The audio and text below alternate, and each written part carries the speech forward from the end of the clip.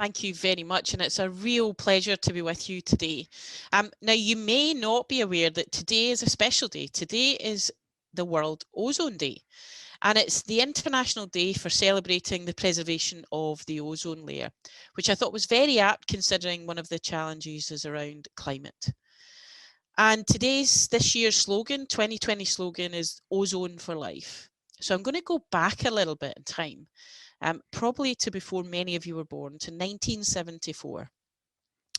And there was two gentlemen by the names of Sherwood Rowland and Mario Molina, who were scientists, and they were really interested in what was happening to the ozone layer and the effects of a kind of gas called CFC, a chlorofluorocarbon, which was known at the time to potentially be damaging the ozone layer, which protects the Earth from harmful sun rays and various other things.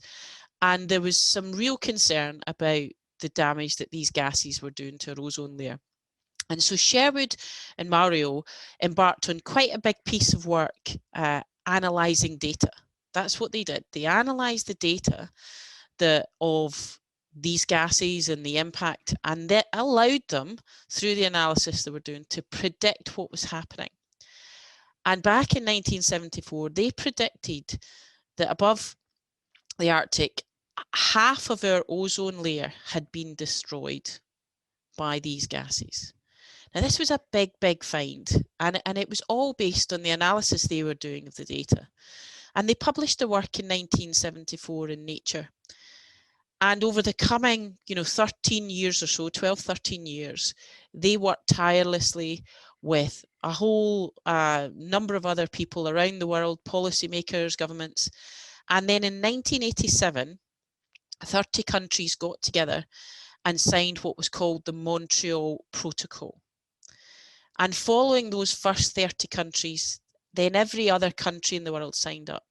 And ultimately, it was about banning these harmful CFC gases that would hopefully allow our ozone layer to heal itself.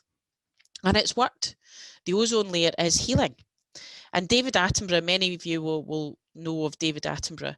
He described this piece of work, so the analysis right back down to 1974 to Sherwood and Mario, right through to the Montreal Protocol and everyone that signed it, and then the work that the world did in banning these harmful gases as the greatest planetary action of our time. And he said that it was due to passion and leadership that enabled the world to come to this victory. And I thought it was a really important story to share today on World Ozone Day, that it all started with Sherwood and Mario doing some data analysis and being the scientists and inquisitive minds that they did have. And I read a really interesting fact about Sherwood, that when he was young, 14, 15, during his summer months, he actually ran the local weather station. That was what he loved to do. And he gathered data from that weather station and did some systematic experimentation. So his interest in using data to inform and to give him insight into new things started well before his discovery in 1974. And to actually be called the greatest planetary action of our time is really exciting. And I think that's what's fantastic about the STATWARS competition, and particularly the climate challenge, is that actually could work that you're doing over the coming months and year or so in this competition, could that help you lead to a future greatest planetary action of then? And it's really, really exciting. So I thought I would share a little bit about my background and a little bit about the work we do at the Data Lab. And it's all about helping people get value from data. And we've been so excited to work with primary and secondary engineer over the last 2 years or so on the STATWARS competitions. So my background, I loved maths at school. I really enjoyed all the sciences and art. I really enjoyed being artistic. And combining those things together, it was all around solving problems. And that's something I've enjoyed my whole life, is solving problems. And what I've tried to do as I've got older and older is to try and solve problems that matter. problems that matter to me, to the organisation I work for, to my country, or indeed the world.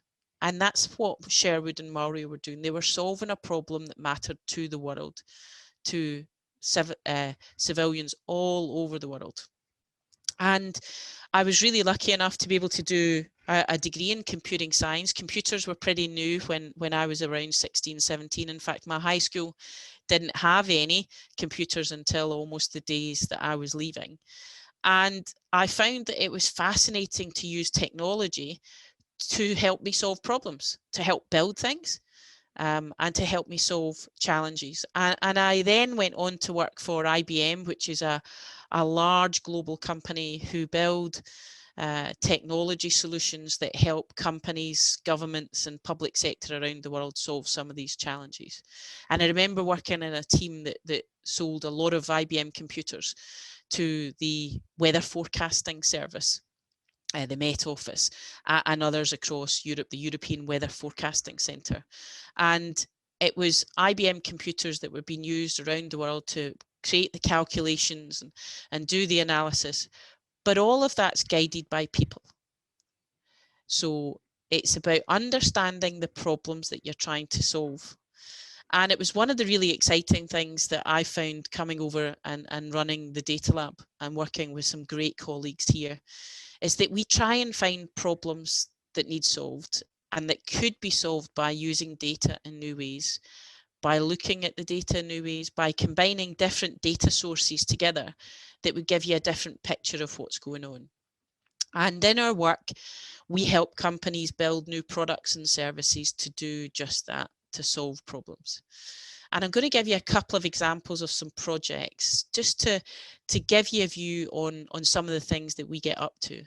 So one of the projects that we're working on is taking data from satellite imagery. So the satellites that are orbiting the Earth just now, they have lots of technology on board them. Many are taking images of Earth. Some are taking lots of other measurements, and there's sensors and lots of other technologies. But one of the projects we work on takes those images from space of Earth, and then by combining those images and analysing them using a technique called computer vision, combining that with weather patterns and also with crop growth patterns. The question that we were trying to solve on that project was, can we predict how much crops we're going to be able to grow in the world of certain types? And can we predict down to an individual field how much crop could be produced in the coming year? Now you think, is that an exciting question? But if you can do that for the world, then that information is really powerful for governments.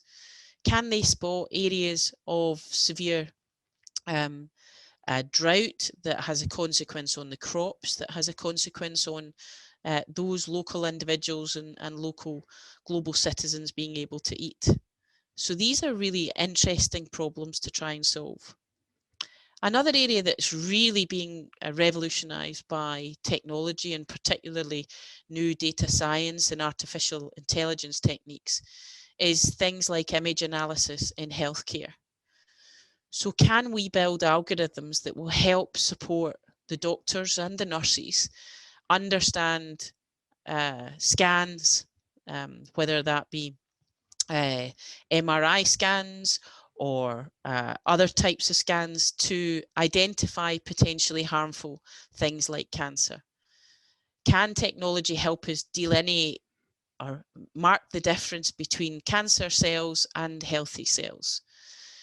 So it's problems like these that's really interesting to try and tackle. Another area could be voice technologies. So you may be all familiar with Alexa, Amazon Alexa, or Google Home, or Apple Siri. These are kind of voice assistants. We were working on a project where we were trying to understand the tone of someone's voice and determine from their tone, their pace, and how they were speaking, what help they might need. So if you can imagine a world in the future where actually your home technology device talks to you and understands what might be happening with you if you had, say, a disease such as Parkinson's, where one of the symptoms is slurring your speech. And imagine if that data was analysed and then information sent directly to that doctor or nurse that's looking after you. And these are the kind of things that you can do with data. And it's really exciting to get the chance to compete and even just to do the work of either the film and TV challenge or the climate challenge for STATWARS. You're going to get a chance to answer some questions that are really interesting and sometimes very, very important for the world. I would encourage you to, get involved with your teams, get some support, listen to all the materials and collateral that STATWARS have pulled together, and take advice from the experts. And one of the things that I think is really important is to really understand the question that you're trying to answer. Because if you understand the question, you'll go down the right path in trying to answer that. And also when you finish, you can ask yourself the question, did I answer it? So really, really understand the question that you're trying to answer. And then the second thing, and is in your presentations and videos and potentially some of the what we call data visualizations, so your charts or your maps or your graphs, they're called data visualizations. Think about how those can be best represented to be easily explainable and understandable by your audience. So is it quite easy to understand what you've put together? And then does it help answer the question you're trying to answer? So my two top tips for the teams competing are really understand the question you're trying to answer and think carefully about how you present that in your visualizations, whether that's your poster or as part of your video. I want to wish you all the very, very best of luck, and I'm really looking forward to taking some questions from you now. Thank you very much, Gillian. That was incredible. I've literally just been sat here like the whole time. Okay, let me just see what questions we've got in. So the first one here is, what is your favourite innovation that has come about in your lifetime as a result of data analysis? Oh, can I only have one? That's a really good question, because we've been really lucky at the Data Lab to probably support around 500 projects over the last 5 years. I think there was one project that I really liked, and I think resonates quite well. It was called the Fit Home Projects, and it was up near Inverness in Scotland. And it was a whole big group of organisations working together. And ultimately, there was a set of 15 fit homes built. They were really innovatively built. They were off-site manufactured and brought together on site and put together. And inside those fit homes were a lot of sensors, so monitoring different things in the house, movement, temperature, lots of different data points. But the purpose and the work that the team, the Data Lab supported was, can you use the data from those sensors to help predict when the tenant has a higher probability of falling?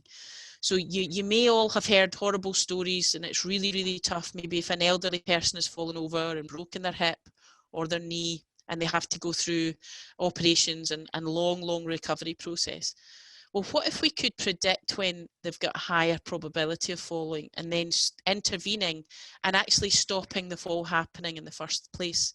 So, for example, dehydration can lead to an increased probability of falling. So can sensors from around those fit homes tell us when the tenant might be more dehydrated than normal? Can we help them with care that means that they become less dehydrated, or other types of help?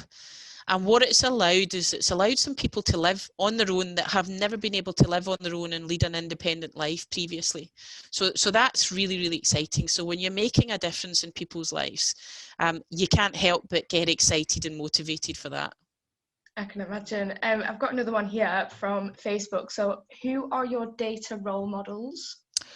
Oh, that's a really good question. I love Professor Hannah Fry. She is a professor in London. I've met her quite a few times. She comes to Scotland and talks at some of our events, and she wrote a fabulous book called Hello World, which talks about the use of algorithms in different areas all around the world. She's been involved in a lot of the COVID modelling programme. She's been on BBC panorama programs. And probably around 3 years ago, which is a little bit spooky, she led a team of researchers with the BBC on a program called Contagion, which talked about a disease and how it would spread across the UK.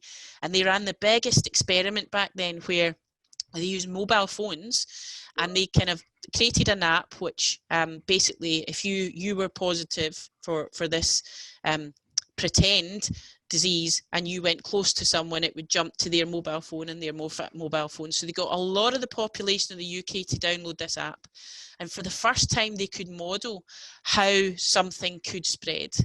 And it's fascinating. It's on BBC iPlayer. I would recommend you have a little look. It's really easy to watch. So Hannah Fry, I think she's fantastic. Brilliant. Yeah, I'll definitely be giving that one a watch.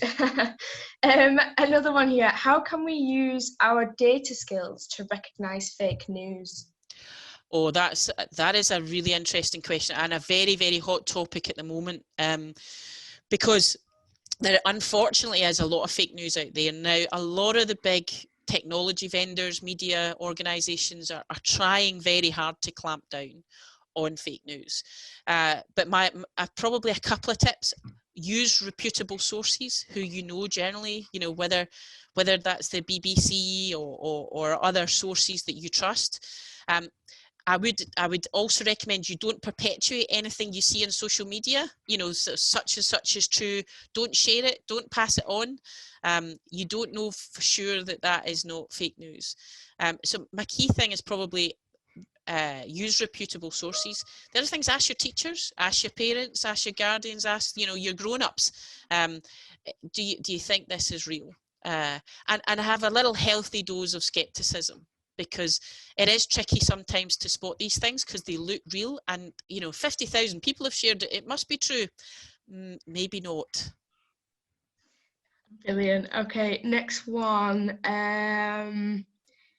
How do you break down the challenge of people viewing a career in data as only for geeks or clever people?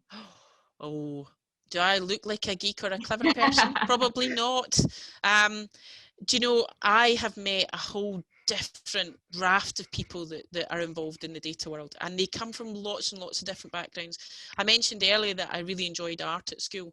Well, some of the best data visualization experts that I know are really brilliant artists. They're really, really creative, and they can think. Their brain works in a way about conveying an image or a message. So actually, I've met brilliant geeks. I've met brilliant mathematicians. I've met brilliant scientists. I've met brilliant artists. I've met great business people, because one of the key things, as I said, is about getting to the right question. What is the question you're trying to solve? And therefore, you need a real mix of people. And I think the other thing that's important, particularly as we're moving to use more algorithms and to artificial intelligence, is ethics. And the people that really understand ethics are the humanists and the social scientists and the people who research human behaviours and what we find ethical or moral. So actually, a great data team has a little bit of everything. It's almost the magic sauce of a brilliant data team is having a bit of all of that, and not just one type. So that's the other key thing, is diversity. Diversity of backgrounds, thought, all of those things that are really important to create a diverse team that will hopefully mean the technology and the data problems you're working on will be tackled in the best way. Brilliant. Let me just have a look, see what other ones we've got. Okay, it's a good one. If the data says climate change is happening, how can politicians like Donald Trump say it isn't? Well, that is if I knew the answer to that question, then I might get very rich, because I don't understand that one either. The data is really clear. There is scientists been working on this for many, many decades. The evidence is right in front of us. The wildfires that are happening right now in the US, the temperature change, the flooding, the natural disasters, the evidence is it's irrefutable. The challenge and attack on our biodiversity as a planet. There was a fantastic programme just the other night, I think, again, about the biodiversity. David Attenborough was in it again. So I have no idea why he is a climate change denier. I wish that the president of the US wasn't that.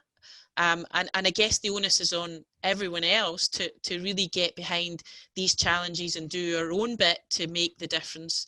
Whatever those commitments that you sign up to for the year, whether it's the recycling, less plastics, more sustainable use of capability, then let's the rest of us show them how it's done.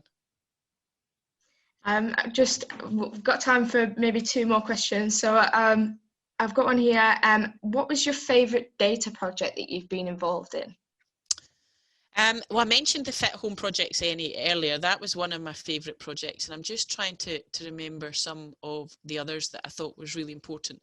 It was probably another one in health, and that was one of our data scientists, Richard, was involved in this, and it was around you may have visited an elderly relative or a relative or a friend in hospital, and it's a shame because sometimes people get stuck in hospital longer than they need to be, maybe because the support and the care package for them getting out of hospital hasn't quite been set up yet.